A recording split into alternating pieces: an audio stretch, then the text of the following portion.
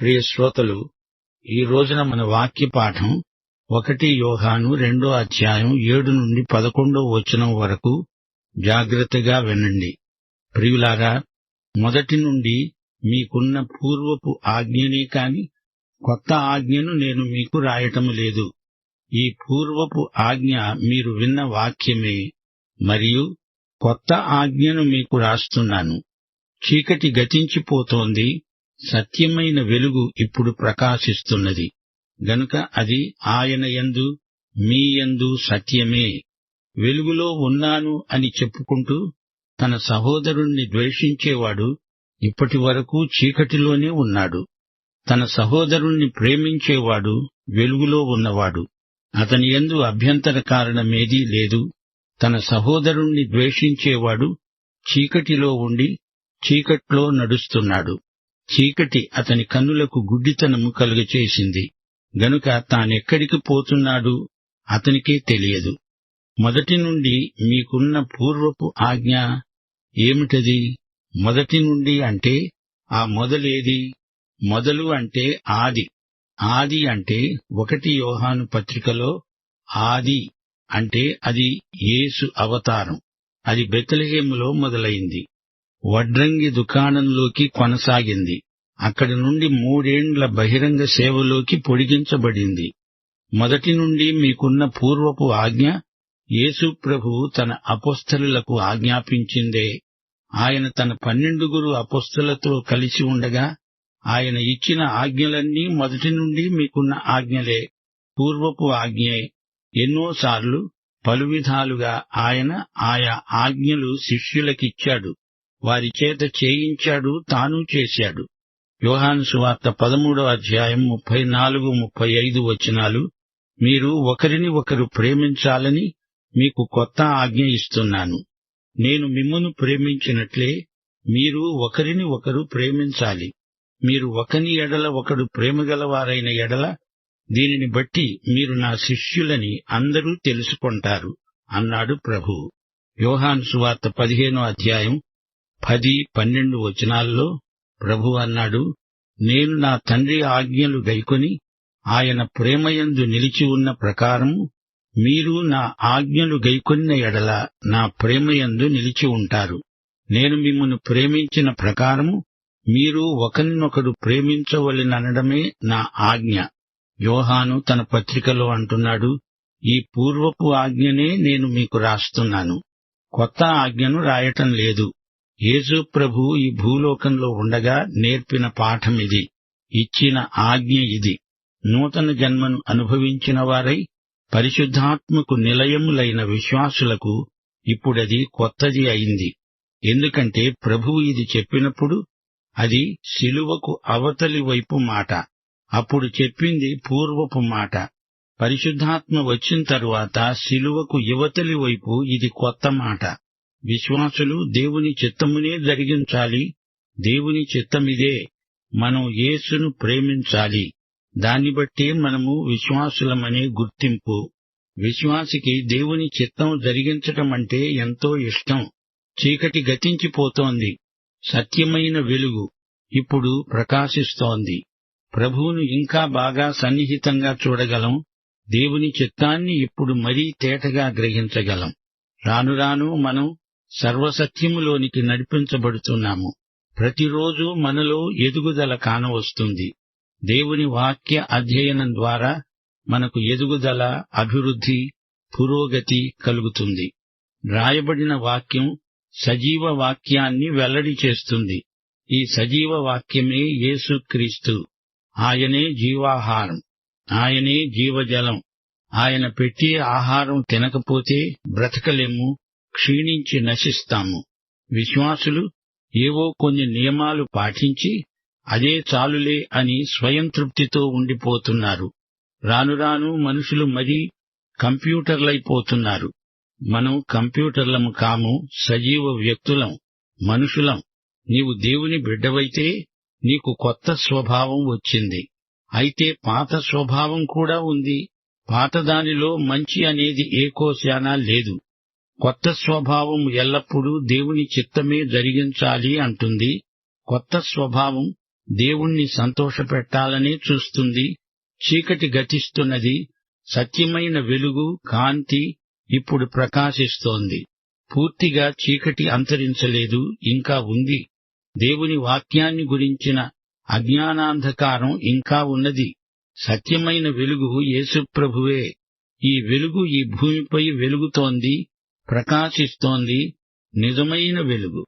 లోకములోనికి ఇది వస్తూ ప్రతి మనిషిని వెలిగిస్తోంది. గాని చీకటి దానిని ఇంకా గ్రహించటం లేదు. ప్రియ సోదరా, నీవు దేవుని బిడ్డవా? మంచిది. అయితే నీవు వెలుగులో నడుస్తున్నావా? నడిస్తే నీ సహోదరుణ్ణి ద్వేషించలేవు. నీవు తోటి క్రైస్తవుణ్ణి ద్వేషిస్తే నీ విశ్వాస ప్రమాణం లోపభూయిష్టమైనది అని ఇట్టే తెలిసిపోతుంది. కొందరి ప్రవర్తన నీకు ఎబ్బెట్టుగా తోచవచ్చు. అయినా నీవు అతన్ని ప్రేమించాల్సిందే. ఇది ఐచ్ఛికం కాదు, ఆజ్ఞ. నీవు ద్వేషిస్తున్నావంటే చీకట్లో ఉన్నావని అర్థం. నీవు వెలుగులో కాదు, చీకట్లో తచ్చాడుతున్నావు.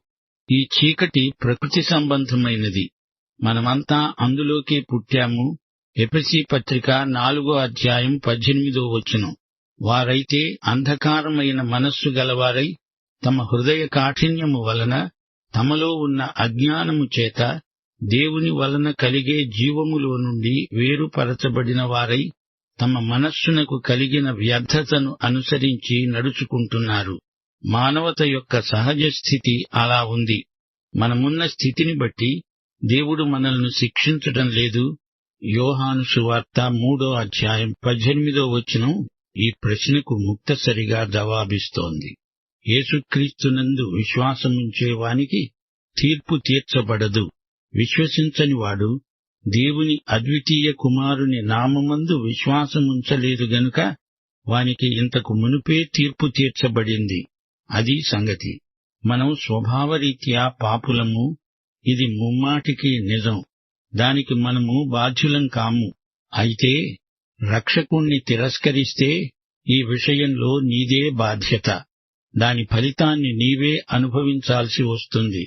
దేవుని వాక్యము ద్వారా నీకు వచ్చిన వెలుగును నిరాకరిస్తే నీ బాధ్యతను దుర్వినియోగం చేసుకున్నందుకు నీవే నీకు శిక్ష విధించుకున్నావు. నీవు వెలుగులో నడిస్తే నీ చుట్టూరా అలుముకొని ఉన్న చీకటి పటాపంచలైపోతుంది. వెలుగే నీ హృదయాన్ని పరిశోధిస్తుంది. ఎడతెగక కావాలని వెలుగును తిరస్కరిస్తూ ఉంటే రానురాను వెలుగు నీలో నుండి పూర్తిగా నిష్క్రమిస్తుంది. దేవుని వెలుగును కాదంటే మండుటెండలో మాడిపోవాల్సి వస్తుంది. జాగ్రత్త. ఏశావు అలాంటివాడే. అతడు ఎర్రటివాడు. దేవుడి ఎండకు ఎరుపెక్కిపోయాడు. వెలుగులో ఉన్నావో లేదో నీవు ఆత్మ పరీక్ష చేసుకోవాలి. యేసు ప్రభువు ఈ లోకంలో ఉండగా ఆయన యోహాను సువార్త 8:12 ఏమన్నాడు? నేను లోకమునకు వెలుగును. నన్ను వెంబడించేవాడు చీకటిలో నడువక జీవపు వెలుగు గలవాడై ఉంటాడు.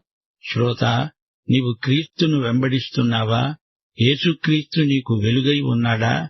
ఆయనే నిన్ను నడిపిస్తే నీ సోదరుణ్ణి నీవు ఏమాత్రమూ ద్వేషించవు, ప్రేమిస్తావు. యేసు స్వరం విను. యేసు అంటున్నాడు, ఈ చీకటి లోకానికి నేను వెలుగును. నా వైపు చూడు. ఉషోదయ వేళ. నీ జీవితంలో ఇది శుభోదయం, మహోదయం. నీ బ్రతుకు దినాలన్నీ వెలుగుమయములవుతాయి. యేసు వైపు చూడు. నీకు ఆశాతార కనిపిస్తుంది. ఆయన నీతి సూర్యుడు. ఆయన జీవపు వెలుగులో నీవు నడవాలి. నీ జీవనయాత్రలో నీ త్రోవకు వెలుగు, నీ పాదాలకు దీపము ఆయనే. కొందరి అలవాట్లు నీకు నచ్చవు. వారి మాటలు నీకు బాధ కలిగిస్తాయి. అవతలి వ్యక్తి యొక్క పద్ధతులు నీకు అసహ్యమనిపిస్తాయి. అయినా నీవా వ్యక్తిని ద్వేషించడానికి వీల్లేదు. ప్రేమించాల్సిందే. మనకు ప్రేమించాలనిపించాలని లేదు. ప్రభువు అతన్ని ప్రేమించాడు గనుక మనము ప్రేమించాల్సిందే. అతడు దేవుని బిడ్డ గనుక నీకు ఇష్టమున్నా లేకపోయినా ప్రేమించాలి. యోహాను అంటున్నాడు, సహోదరుణ్ణి ప్రేమించేవాడు వెలుగులో ఉన్నాడు గనుక ప్రేమించటానికి అభ్యంతరమేమీ ఉండదు. సహోదరుణ్ణి ద్వేషించేవాడు చీకట్లో నివసిస్తాడు, చీకట్లో నడుస్తాడు. చీకటి వల్ల అతడు గుడ్డివాడైపోతాడు. తానెక్కడికి పోయేది తానే ఎరుగడు. అది అక్షరాలా గుడ్డి బతుకు. నీవే దేవుని బిడ్డవైతే ఇదే నీకు పరీక్ష. నీ సోదరుని పట్ల నీ వైఖరిని బట్టే నీవు చీకట్లో నడుస్తున్నావో లేక వెలుగులో నడుస్తున్నావో ఇట్టే తేలిపోతుంది. దేవుడు పైన ఉన్నాడు. ఆయనే వెలుగు, ప్రేమ, జీవం. వెలుగు దేవుని నుండి నీ హృదయంలోకి దిగి వస్తుంది. నీ ప్రేమ దేవునిలోకి పైకి ఎక్కి వెడుతుంది. ఆయనే మొదట మనలను ప్రేమించాడు గనుక మనము ప్రేమిస్తున్నాము. నీవిక్కడ వెలుగులో నడుస్తుంటే నీ సహోదరుణ్ణి కూడా ప్రేమిస్తావు. దేవుణ్ణి ప్రేమించే నీవు నీ సహోదరుణ్ణి ఎలా ద్వేషించగలవు? యోహాను తన పత్రికలో ప్రేమ కలిగి సత్యం చెబుతున్నాడు. ధర్మశాస్త్రం ప్రేమించు అంటోంది కాని యేసు మనకు ప్రేమించి చూపాడు. దేవుని ప్రేమకు అవధులు లేవు. పాపిని రక్షించే ప్రేమ, ప్రేమించే ప్రేమ, యూదులను అన్యులను ప్రేమించే ప్రేమ. లోకములోని సమస్త జాతులు యేసు ప్రేమ పరిధిలోకి వస్తాయి. తనను సిలువ వేసి హత్య చేస్తున్న వారిని ప్రేమించే ప్రేమ యేసు ప్రేమ. యేసు నిన్ను ప్రేమించిన అదే ప్రేమతో నీవు నీ సోదరులనే కాదు, మనుషులందర్నీ ప్రేమించాలి. ధర్మశాస్త్రం చెప్పింది పాత మాట, యేసు చెప్పింది చేసింది కొత్తది. ఇది కొత్త ఆజ్ఞ. ప్రేమ మనసుతో గ్రహించే సత్యం మాత్రం కాదు, అది మనం జరిగించాల్సిన ఆజ్ఞ. క్రైస్తవమంటే ప్రేమయోగం, ప్రేమయాగం, ప్రేమ త్యాగం. వెలుగు క్రమేణా చీకటిని పారదోలుతూ ఉంది.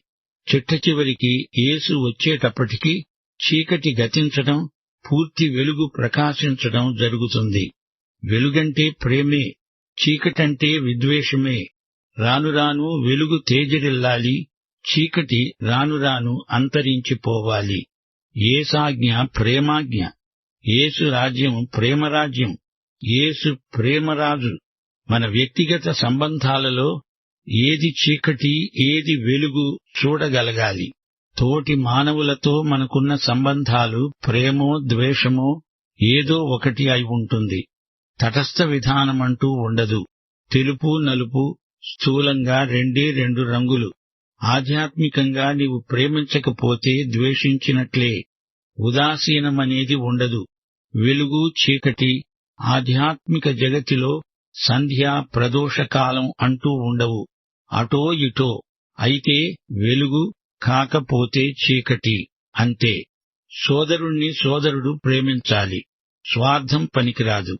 పరార్థమైన ప్రేమ అది వెలుగు లక్షణం. సోదరుణ్ణి చిన్నచూపు చూడకూడదు, అసహ్యించుకోకూడదు, ముఖం తప్పించకూడదు. అక్కరలో ఉన్న వారిని పీడ అనుకోవద్దు. విముఖుడవు కావద్దు. ప్రేమించు. బలవంతపు ప్రేమ ద్వేషం కిందికే వస్తుంది. సోదరుడు తనకు పోటీ అనుకోవద్దు. ఒకే వృత్తిలో, వ్యాపారంలో తనను మించిపోతున్నాడని అతని అపజయాన్ని కోరవద్దు.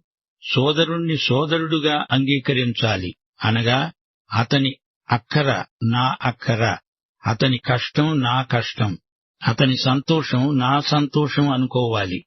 సోదరునితో సహవాసం ఎంతో ఆనందమనిపించాలి. సహోదరుణ్ణి ప్రేమించేవాడు వెలుగులో ఉన్నవాడు.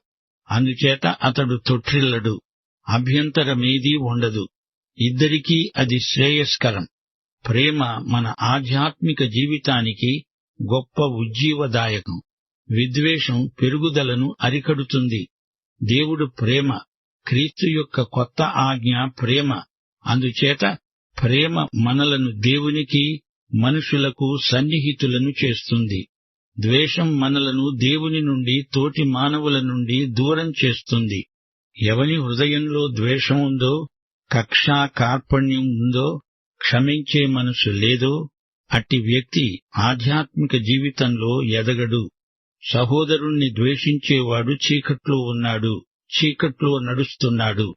ప్రేమరాహిత్యం అంధకారమే.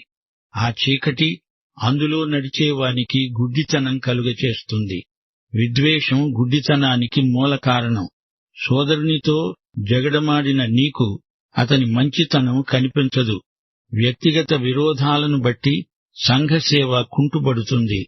అభివృద్ధి నిరోధక దుష్టశక్తి వైషమ్యమే. ద్వేషపూరితమైన మనసు యుక్తాయుక్త విచక్షణను కోల్పోతుంది. విద్వేషం చేత నీ గమనము గమ్యము రెండూ దెబ్బతింటాయి. ఇది నిజం అంటున్నాడు యోహాన్. నీవు వెలుగులో నడవడానికి ప్రేమ ఎంతో దోహదపడుతుంది. ద్వేషం నిన్ను చీకటిలో విడుస్తుంది. నీకు తెలియకుండానే నీవు గుడ్డివాడివైపోతావు. దేవుని ప్రజలను మనం ప్రేమించాలి. ఇది యేసు ప్రభు మనకిచ్చిన సరికొత్త ఆజ్ఞ.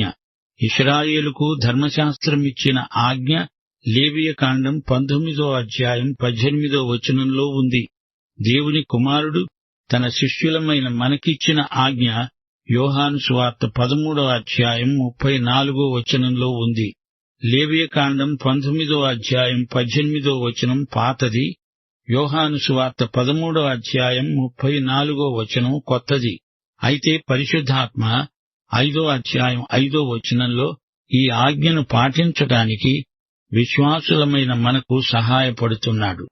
ఈ 3 వచనాలు ప్రేమ త్రిత్వం, మనకు అనుగ్రహింపబడిన పరిశుద్ధాత్మ ద్వారా దేవుని ప్రేమ మన హృదయాలలో కృమ్మరించబడి ఉన్నది. దేవునికి స్తోత్రం. యోహాను, పౌలు వీరిద్దరి సందేశాలను సరిపోల్చి చూడండి. యోహాను నూతన జన్మను ఎక్కువగా పేర్కొంటే, పౌలు నీతిని గురించి ఎక్కువగా మాట్లాడాడు. నీతి పరిగణన, నీతిమత్వం, విశ్వాసము చేత కలిగే నీతి పౌలీయ ప్రబోధం. యోహాను దేవుని కుటుంబములో మన కుమారత్వాన్ని ప్రకటిస్తే, పౌలు క్రీస్తు శరీరంలో మనం సాటి అవయవములము అన్నాడు. యోహాను బోధ ప్రకారం పాపమనేది కుటుంబంలో తండ్రికి అభ్యంతరం. అయితే పౌలు ప్రబోధాంశం ఏమిటంటే, పాపం క్రీస్తునందలి మన పదోన్నతికి గిట్టని చర్య. తిరిగి జన్మించిన మనం కుటుంబ సభ్యులము అని యోహాను అంటే, పౌలు మనం దేవుని కుమారులము అనే బహిరంగ సాక్ష్యాన్ని ఎత్తి చూపుతున్నాడు. సరే, ఈ రోజు పాఠంలో యోహాను ప్రతిపాదించిన పరమసత్యాలను మరోసారి మననం చెయ్యండి. మన సహవాసానికి సంపూర్ణ వ్యక్తీకరణ ప్రేమ, సహోదర ప్రేమ.